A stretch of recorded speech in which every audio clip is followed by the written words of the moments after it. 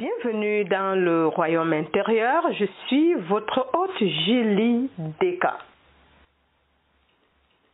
Aujourd'hui, c'est une leçon un peu, je dirais, exceptionnelle.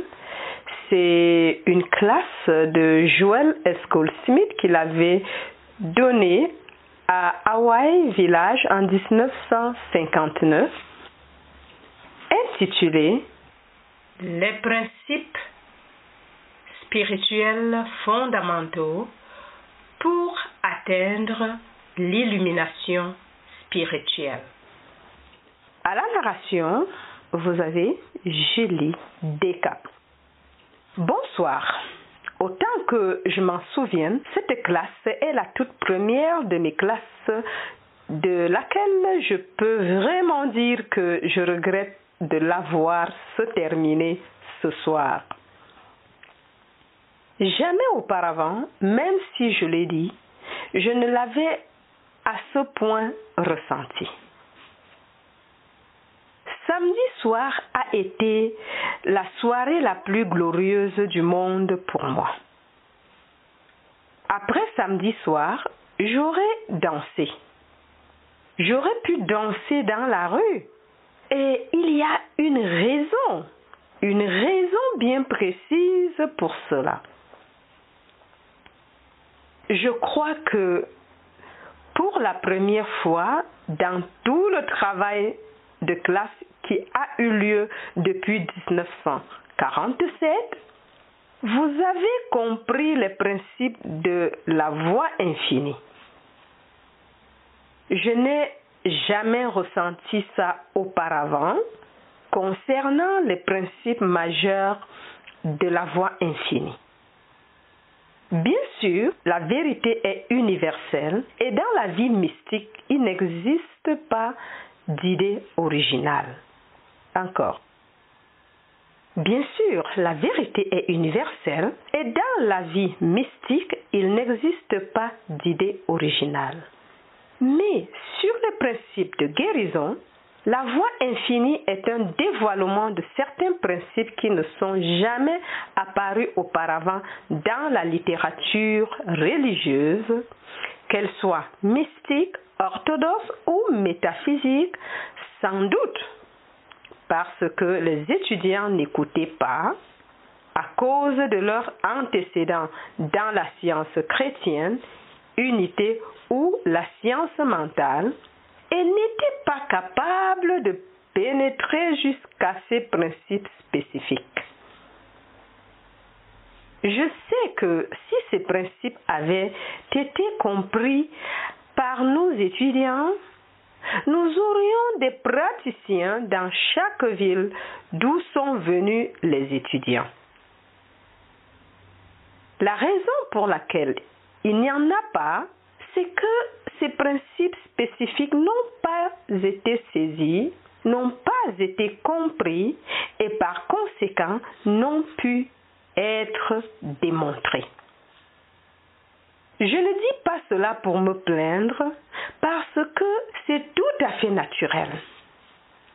Chacun d'entre nous a, disons, reçu des enseignements que nous avons plus ou moins acceptés comme autorité divine et peu importe que ces enseignements soient erronés, nous trouvons impossible de les déloger de notre pensée, de notre être.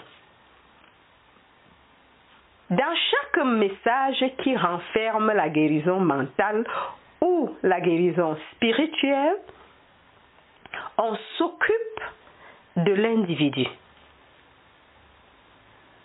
Soit vous appelez le patient par son nom, soit vous vous adressez à lui en disant « vous ». Soit vous cherchez à découvrir l'erreur dans sa pensée, soit vous lui montrez ce qui lui manque comme qualité. Vous devriez être plus aimant ou plus reconnaissant ou pardonner davantage, etc.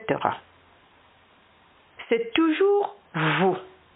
Et même dans les traitements silencieux où le patient est absent, c'est le patient qui est traité. Cela est la même chose dans chaque enseignement, sauf en celui-ci.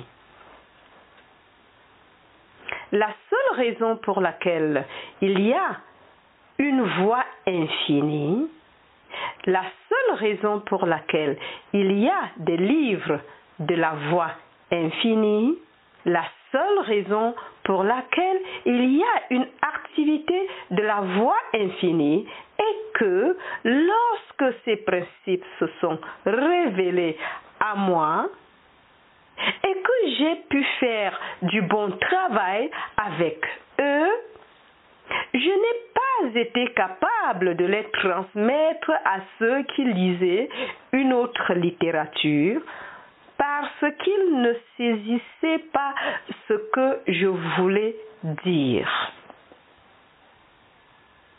Ensuite, quand nous avons commencé et que les étudiants sont venus à des conférences et des classes, ils lisaient encore cette littérature un jour et lisaient autre chose le lendemain, puis un autre auteur la semaine suivante et sans doute 3 ou 4 dans la même journée. Et sans doute 3 ou 4 dans la même journée.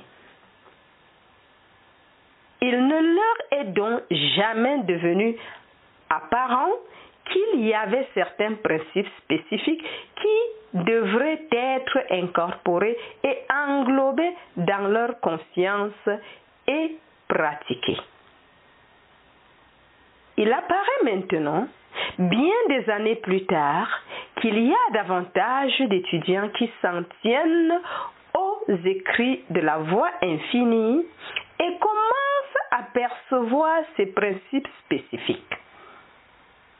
Il y a également plus d'étudiants qui pratiquent réellement ces principes dans la méditation contemplative et dans les traitements. C'est pourquoi, vu d'ici, l'atmosphère est plus claire. Quand j'ai commencé le travail d'enseignement, nos classes duraient 2 semaines. C'était parce que les 4 premières nuits, je ne faisais pas de progrès.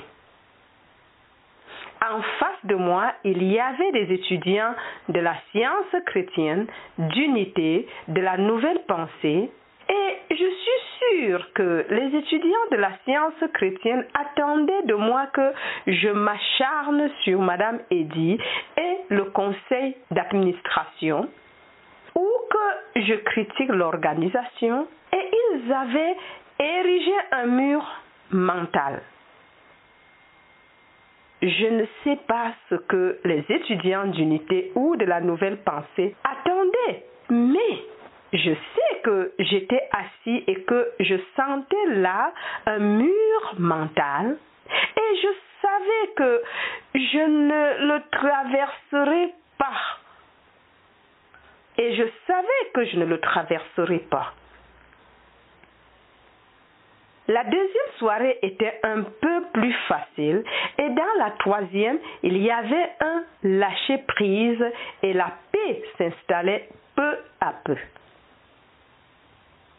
Il commençait à avoir confiance, voyant que je n'étais pas là avec des boules de neige et les cailloux dans ma poche. Et la 4e soirée, nous nous mettions au travail de la classe. Mais ce soir, l'atmosphère de toute la semaine a été complètement claire, comme si vous entendiez les principes et y étiez réceptifs en les acceptant.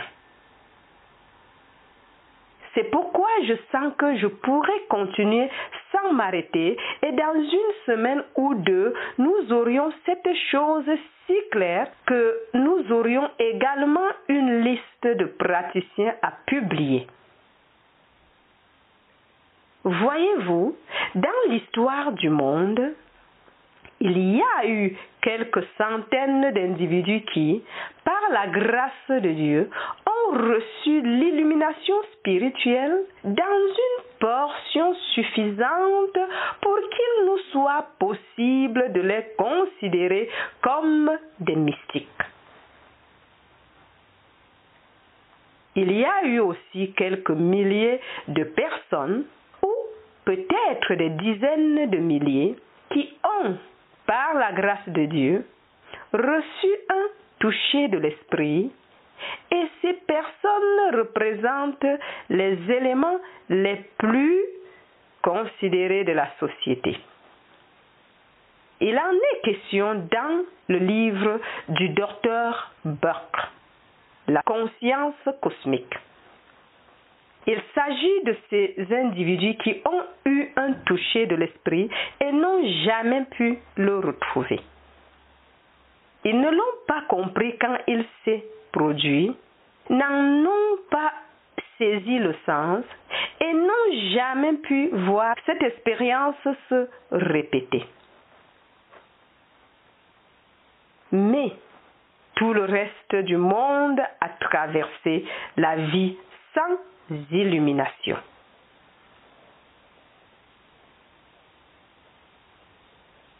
Cela n'est pas nécessaire parce qu'avec une compréhension de la vérité de l'être et en menant une vie persévérante dans ce principe, les centres spirituels s'ouvrent et il est possible, sinon pour tout le monde, du moins pour celui qui se tourne sérieusement vers un enseignement spirituel, de recevoir une très grande mesure de lumière dont le degré varie bien sûr avec l'individu et avec l'usage qu'il en fait après l'avoir reçu.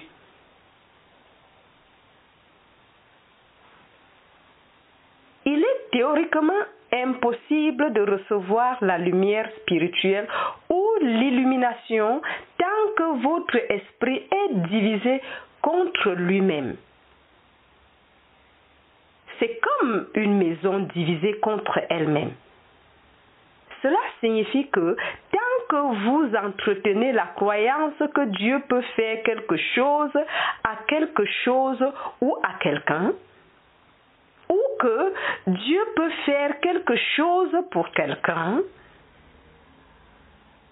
tant que vous entretenez la croyance en deux pouvoirs, l'illumination est impossible parce que cela est la barrière qui nous sépare d'être cet homme à qui son être est en Christ. Encore.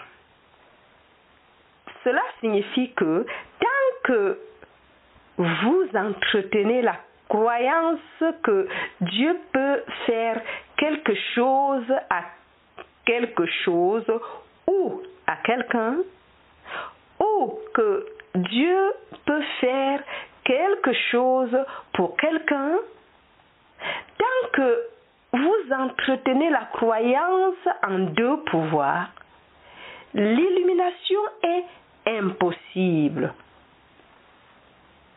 parce que cela est la barrière qui nous sépare d'être cet homme qui a son être en Christ.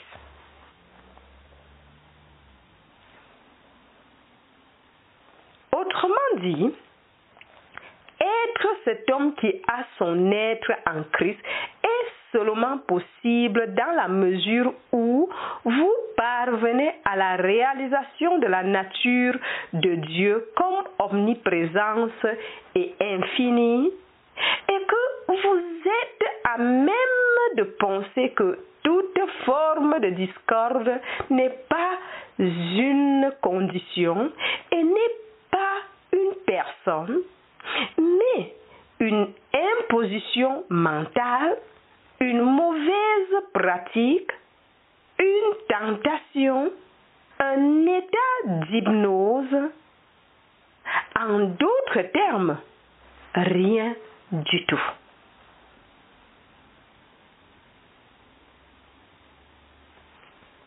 La barrière à cela est que nous pensons les uns des autres que nous avons des qualités, certaines bonnes, certaines mauvaises, certaines spirituelles, certaines matérielles. Il est tout à fait vrai que certains d'entre nous ont un esprit plus matérialiste que d'autres, que certains ont un état d'esprit plus moral que d'autres, que certains ont un état d'esprit plus sensuel que d'autres, que certains ont un état d'esprit plus attaché à l'argent que d'autres. Mais cela n'est pas vrai de la personne. Cela est seulement vrai de ce qu'elle manifeste à partir de l'impersonnel. En voyant un homme en train de voler une valise, il serait vraiment stupide de ne pas savoir qu'un tort a été fait, que vous êtes témoin d'une forme d'erreur. Mais, aussi longtemps que vous appellerez cet homme un voleur, vous ne pourrez pas ouvrir votre conscience à l'illumination spirituelle parce que vous ne pouvez pas entretenir la vérité pendant que vous avez l'esprit rempli d'erreurs.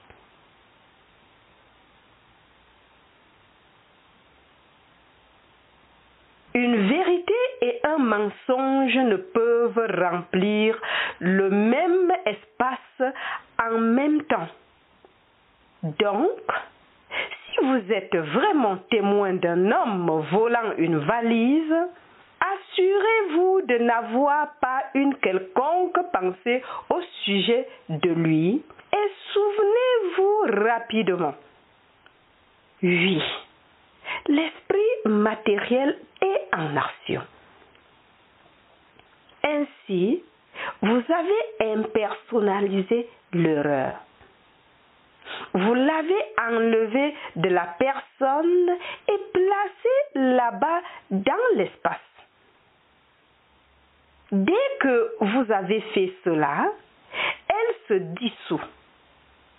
Elle n'a plus de canal d'expression. Elle n'a plus de personne à travers laquelle agir.